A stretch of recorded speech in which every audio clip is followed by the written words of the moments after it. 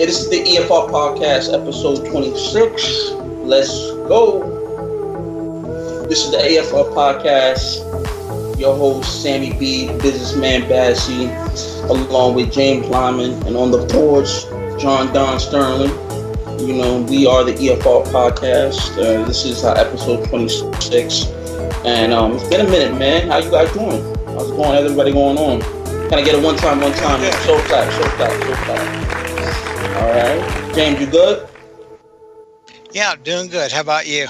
I'm good. Happy Father's Day to all the fathers out there. You know what I mean? As we're taping this on Father's Day, now it won't come out because it won't come out on Father's Day because we're taping on Father's Day, so that doesn't make any sense. But happy belated or early or however you want to look at this show. Yeah, they got it. All right. James, a lot happened this past week or two. We had a busy week, yeah. Yeah, been a busy trade tariff week. You know, along with tariffs, trade, investments, the markets, a lot of stuff that's been kind of out there. You know, this past couple of weeks.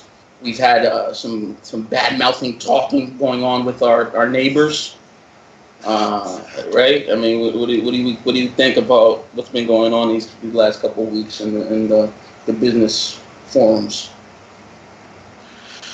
Well, you know, the Europeans and Canada and Mexico too, but in particular Europeans, since the end of World War II, they've been riding the bow wave of the American economy,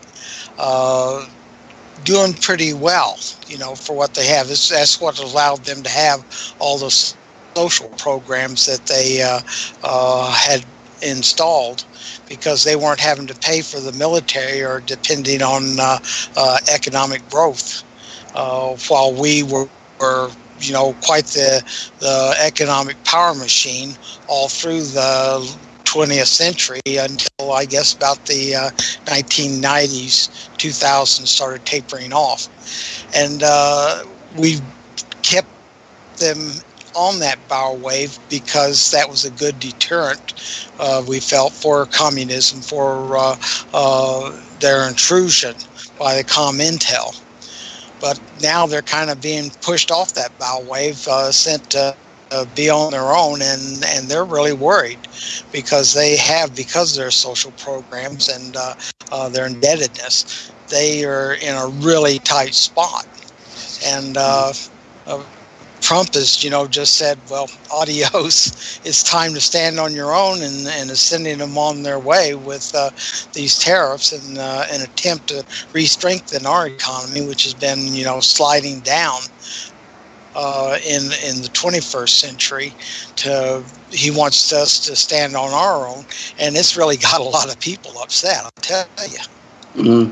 What James is indicating to our listeners out there is the G7's conference that happened. You know, when this episode comes out, it'll be a couple of weeks ago. But he's talking about the G7 conference, as well as the big North Korea sit down. We have to speak about that as well. But let's try to segue from different time periods before we go into one subject to the next. But I mean, they're all kind of relative. But what James is speaking about is the G7 conference and the tariffs that just been imposed, that Trump has imposed on aluminum and steel, that's hit you know, our allies, as well as our G7 participants, as well as our NAFTA partners, particularly Mexico and Canada. It's it's hit them the most. But you know what also has happened is that we've seen retaliatory tactics or tone from other member countries. You know, we've seen Mexico retaliate with tariffs. Canada has retaliated or stated that they're going to be retaliating in, I think, the end of June or beginning of July with tariffs. And then I just posted on our website, economic and FinanceReport.com, that India has also retaliated and actually forced out a petition to the World Trade Organization, the WTO, on the measures that they've taken against the United States because of the tariffs implications that the United States have just presented to the world, particularly. So, what we're seeing here is, a lot of analysts and a lot of economists are stating that it's not a full-blown, I guess, it's not a trade war yet from member countries, G7 member countries, as well as the world respective countries. But it looks like, depending on how we're playing this game of chess, it could get that way. What do you think about that? Well, they're trying to get us to back off and not implement these new economic reforms in the status quo, and they're just kind of playing a game of chicken, hoping that they'll persevere, because they could be in some serious problems economically if they have to suddenly stand on their own. It could precipitate, particularly the weak countries like Italy and Greece and Spain, who are really having some serious economic problems because of their indebtedness and their social programs. So they're just hoping that we'll decide, get cold feet and back off, which I don't know if Trump will or not. Well, I'm glad you speak of... He showed no indication to. You speak of different political stripes in Europe, as you mentioned Italy and Spain. Spain, the prime minister has got a vote of no confidence, which I think is the first in the history of Spain, or I don't know if it's the first or it's been a long time, but their former prime minister is no more in. He got a vote of no confidence, and the parliamentary has elected a new prime minister that I guess is focused more on, economic reforms and also reforms on immigration reforms within the country, I believe, if I'm not mistaken. So I mean, there's a lot of things that's going on the economic front and financial front within these member states. And when I say member states, I mean countries in international terms. But there's a lot of reforms going on, irrespective of people's views, whether you're looking from the outside or you're within the internal scope of the country. There's reform going on, and obviously economic reforms that impact people's daily lives and daily roles and how they portray themselves. It's ongoing. What were you going to say? You want to say something? Chime in. Oh, I was just going to say, there's some real potential for some very serious economic problems if things begin to really start unraveling.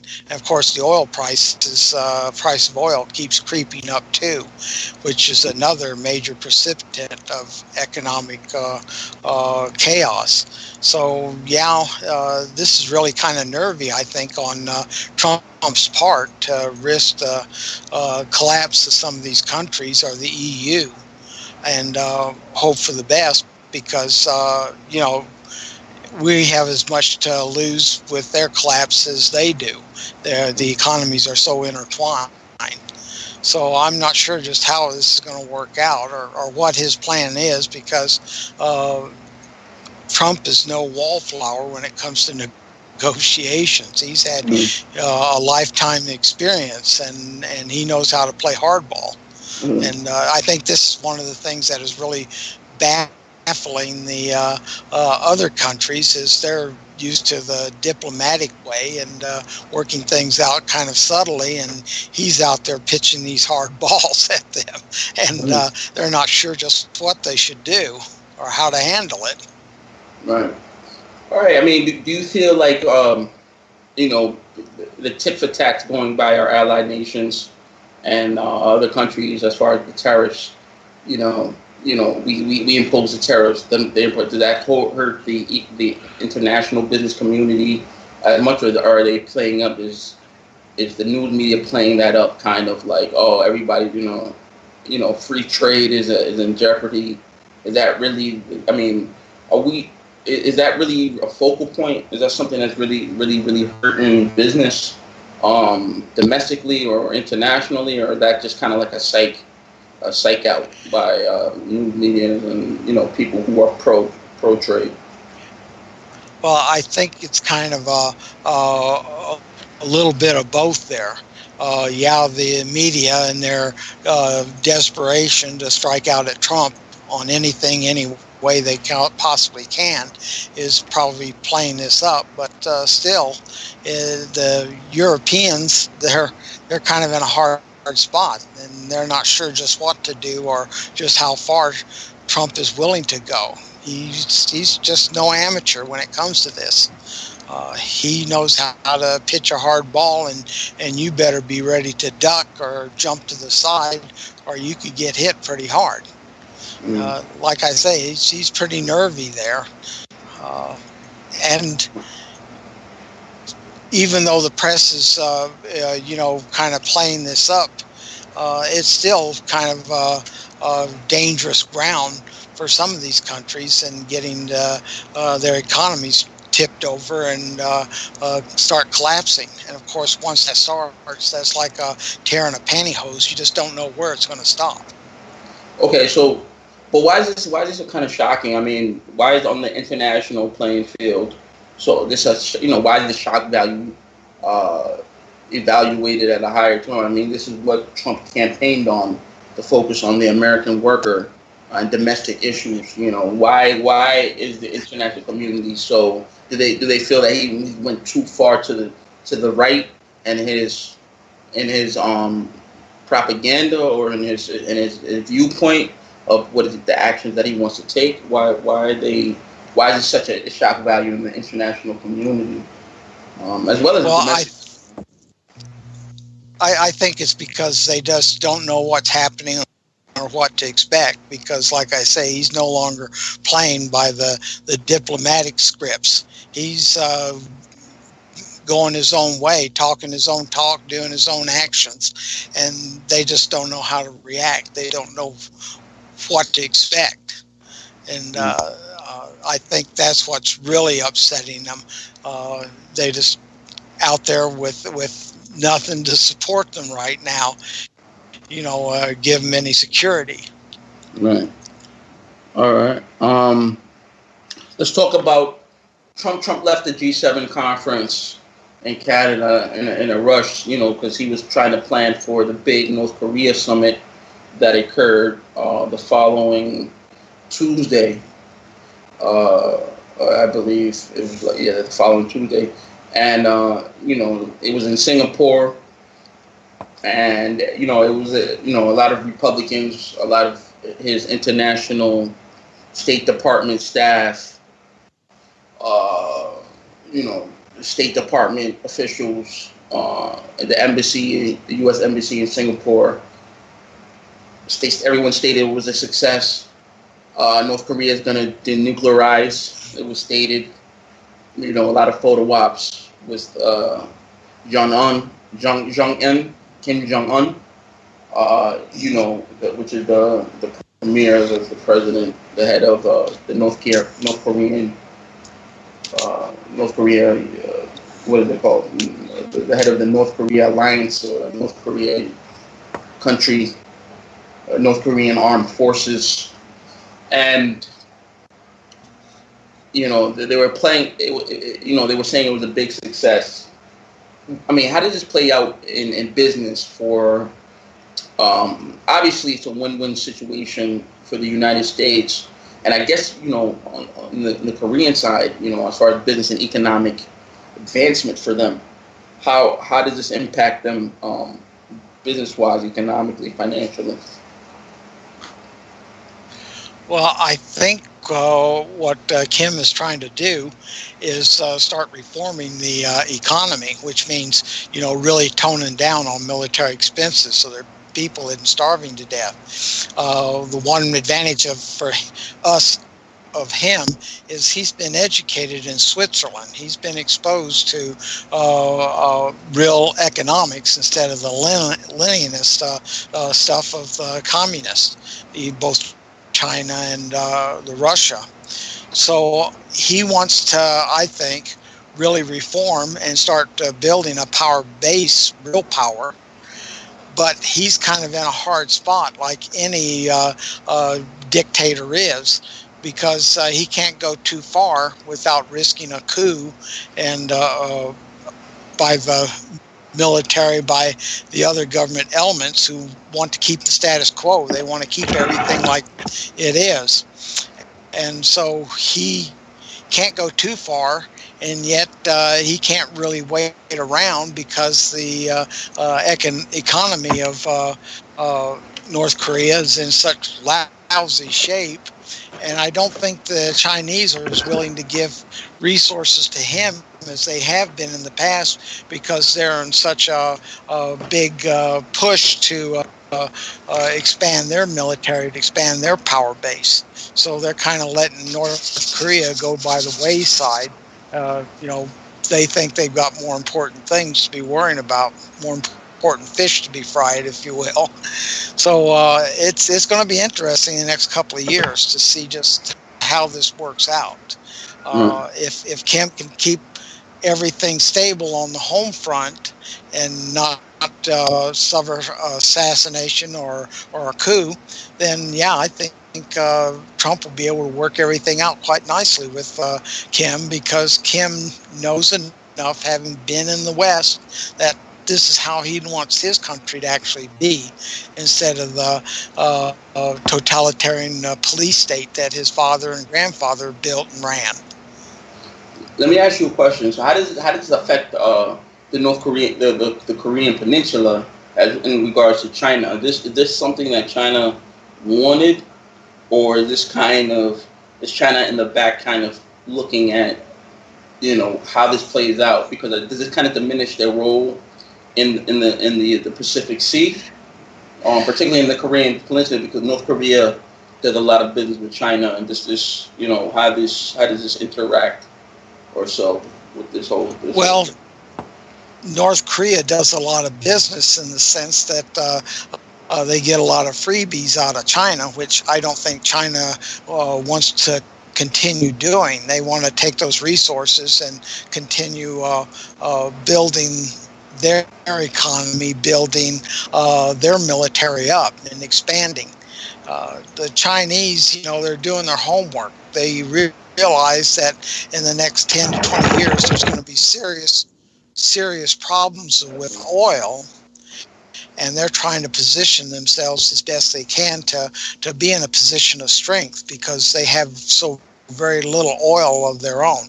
And that's why you see them with these fake islands off the Philippines and Vietnam coast, and going into Africa and going in with Iraq. They're trying to build themselves a base to ensure that they're going to have oil, because if they can't get oil, they're going to be up the creek. There'll be nothing. So I think that's why they're not paying that much attention to North Korea like they had before. They just want to keep it some sort of a communist state under their influence, but they don't want to have massive purges and the possibility of a civil war breaking out in North Korea that could then be taken advantage of by us and the South Koreans to go ahead and free the state up. So I think the thing to watch about on China is Africa, Iran, and their islands and their quest for oil and for power. I saw a thing on the internet that they have plans to build something like a half dozen or so aircraft carriers, deep water aircraft carriers. They're trying to build an actual blue water navy that could check us and make sure that they keep the oil lanes open 10 years from now, 20 years from now. One other thing that I don't think a lot of people realize with this tariff strife with China is I think China is trying to decouple their economy from ours. they want to be more standalone and independent, and because your true military power is your economy. It's not the guns, it's not the airplanes or the submarines or all that stuff. Modern wars are fought and won or lost in the factories, and that means having a strong, fairly independent economy and manufacturing base, which we no longer have. Okay. What were you going to say? No, I was going to say, John, I want that soundbite, because you heard what he said. I want that soundbite, if you can keep that end part where he says, the winning of the economy is not, it's through the economy, it's not the guns. Can I get that soundbite as a soundbite, that part that he states that? Do you want me to repeat that? No. Snippet, yeah, but I want that as a soundbite. Yeah. All right. I don't know where that started. Where did that start from? I don't know. The American Civil War. No. John, where did that start? I don't know. How do I put that in the email? All right. Oh. All right. What I said was modern wars are fought and won in the factories. No, before that, about the economy. True military power. About the economy. You started from the economy. You said that you said something. It was different. We'll go back to it. And all right. We'll continue what you were saying, James. Oh well, that on that basis, we've let all our manufacturing slip away from America, or a good part of it, and now we no longer have that military strength. Even though we have the top weapons, the most powerful weapons, we don't have the ability to sustain a real modern war very long. So the Chinese are very much ahead of us in that sense. Now, in decoupling the economies, like they seem to be wanting to do, then that means we'll be forced to start bringing back manufacturing, which we should, and that in turn will strengthen our military ability. But this is a process that takes 10 or 15 years to do, and they're trying to get jump-started before the oil really becomes a crisis problem for them. The manufacturing sector, a lot of people would say that it's pretty much dead. They would disagree with you, saying, how would you get back? Technology is so advanced right now. They're moving into AI and artificial intelligence that manufacturing, a lot of naysayers would say what you're speaking about is false. What manufacturing sector, what manufacturing industry? It's across the board. To build a modern jet fighter aircraft, you need about 30,000 vendors and manufacturers to support that. And right now, a goodly amount of that comes from foreign manufacturers, nuts and bolts and rivets and wire and electronics and components, basic things like that. For the Iraq war insurrection, when we were putting that down, we were having to buy fundamentals such as small arms ammunition from foreign suppliers. We were unable to make our own ammunition. That's how, really critical it is. Right. All right. Let's speak about, I forgot to add China in the list of, them instituting tariffs. I think they just instituted last week $50 billion worth of tariffs on the United States because of what the United States imposed. Chinese just instituted $50 billion of tariffs against the United States because of, again, retaliatory tariffs that the United States first initially imposed on China. I forgot to add, China to, the tariff war, but they are part of what's going on. And the big part, them being the second biggest economy. We just don't want to go there. Is that correct with them? Well, I think they're angry at us, aggravated, putting tariffs on and kind of rocking the boat.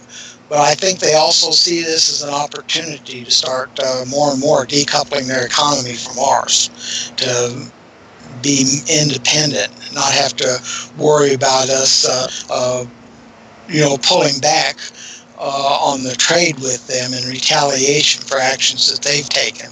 They managed to establish those islands and push their military power forward, while under other administrations, they realize now that they may not be able to do that with Trump. And so I think they would like to see more independence economically between them and us. And this tariffs thing gives them an opportunity to maybe bring that about more and more. Right. Okay.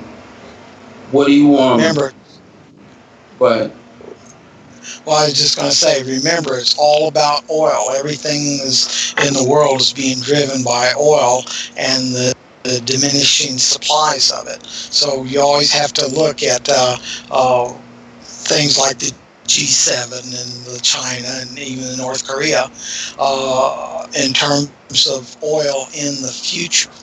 5 years, 10 years from now, as it continues to get shorter and shorter. And this may be one of the things that is driving the North Koreans, is realize, because they get all their oil, almost all their oil from through the Chinese. And if the Chinese are isolating themselves to have oil only for themselves, that means they could be left out in the cold, 10 years, 15, 20 years from now. And so I think they want better relations with America to be able to maybe get either directly or indirectly from the free world oil and maintain their country. Otherwise, they really are going to be a serious third world nation. That kind of brings me up to what's currently been happening this past week or the last couple of days on a lot of topics on immigration, which is more of a social issue, but it does have economical means and economical statutes to them, because as this forum called Economic and Finance Report, we speak on social issues, political issues, but we add our economic and financial business twist to it, and because every side has multiple sides under each side, right? There's multiple angles. So this past week, we saw a lot of politicians, news media going to the immigration facilities. I believe it was in Texas or California. And, what do you think immigration has economically as it relates to the sovereign of a nation and as it relates internationally and domestically? Well, it's a problem for us.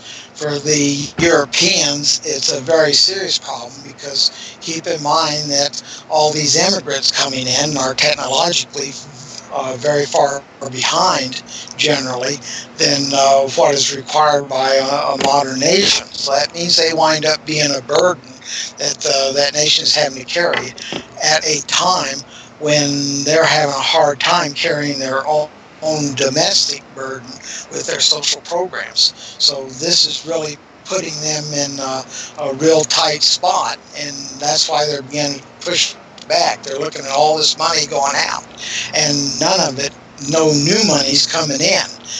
For us, it's kind of the same way, but not to the near extent. It's definitely a burden for us. But right now, I've read reports that now the illegal immigrations from the South, we now have more people leaving, going back, than we have coming over here, because the opportunities are just no longer there. They're not here for the indigenous citizens they disappeared because of automations and shifts in the economic system. And so there's nothing here when they get here. They're living in a foreign land with no prospects for the future. And this you're going to see continue. I think this is one of the funny things, that there can be real funny things about the immigration problem we're having, and people advocating, go ahead and let these people in, bring them in, when in fact we are ourselves are pushing our own citizens out of the social economic system, principally because of the automation, because of technologies, and which is the thing I've been writing about with my articles about the problems for the millennials and the Z generation as they face futures that are diminishing because job opportunities are diminishing. Either getting a job or getting one that pays enough to halfway live on. And you're seeing more and more signs of where this is coming true with things like the tiny houses and the problems that big box stores are having staying open and hyper-consumerism and such. I think, what are the numbers? Do we have any statistical numbers as far as, I mean, is it profitable to have open borders, as what they call them, for immigration? For domestic business owner, or is it really a hindrance on the domestic business owner? It's becoming more and more a hindrance by taxes needed to continue to support these people at a minimum level. But right now, we have fewer and fewer jobs for people, for citizens, because the technologies and the automation continues to spread. This is one of the funny things about the proposals of minimum wages for the fast food restaurants. As soon as they started talking about that, I started seeing things where they're trying to develop technologies to replace those workers in the fast food and have them all ready before that $15 an hour hits them, and they have to really cope with it. So you have to be very careful with what you do economically, the impacts, because quite often you do more harm than good. There's more impotence to get technologies in and replace the people with machines as they come up with higher and higher pay. The thing is, they're not really addressing the problem, and that is that people are not advancing. They're falling further and further behind technologically, and it's starting to really catch up to them as hyper-consumerism, becomes more difficult to support. Well, I definitely think automation is that kind of goes into what I was saying about people, the naysayers and analysts and different people from different forums, experts are saying, automation is here to stay and, manufacturing is gone. But, technology, as it always changes day by day, year by year, month by month, however you want to state, it's just it just keeps evolving because you have to live with technology to some sort. It's so the more traditional jobs, wages that are here in the United States seem to be diminished or depleted. And I think you bring a good point as the way you look at it, like the fast food industry, when you said you had a viewpoint on it looking like more of automation coming into play, technology coming into play, to get rid of human error or human progress in the workforce. Right. I think that's a tribute that needs to be projected out there. You see one thing that they were working quite heavily with several of the restaurants. I've seen it at Taco Bell, and that's where you do your order taking across your smartphone. Right. Therefore, you don't have to have a person out there taking orders and preparing. I think that's across the board in a lot of fast food, as far as like like McDonald's and some of these other fast food chains. I mean, when I go into McDonald's in New York City, they have automation where you can pick your order on a tablet or some type of electronic screen, and you pick your order, and then it just registers, and then you go into it registers to the back for it to be processed. Right. Yeah, so I do see that, and that used to be a cashier job. You go to the cashier. But I think also not in fast food. I mean, we're looking at the service industry, such as restaurants and grocery stores. Grocery stores too. When you want to purchase or pay for an order, you're seeing more technology and automation come to fruition. So, like I said, technology seems to be on the receiving end and delivering end of progress in human development, which is, I think, it's funny because human development is not even human development anymore. It's technological advancement, so technology advancement or technological advancement. So. Yeah, you recall the Osborne report on their research where they estimate that as much as 47% of the jobs are going to disappear in the next 20 years. And this was a research project where they modeled something like 710 jobs, career fields, and made estimates over the next 20 years how much computer and automation will have on those fields, and their results were that as much as 47% of the jobs will disappear. Right. Yeah, I mean, there's a lot of statistics out, and that's just for a different episode as we go into more computer automation and technological advancements.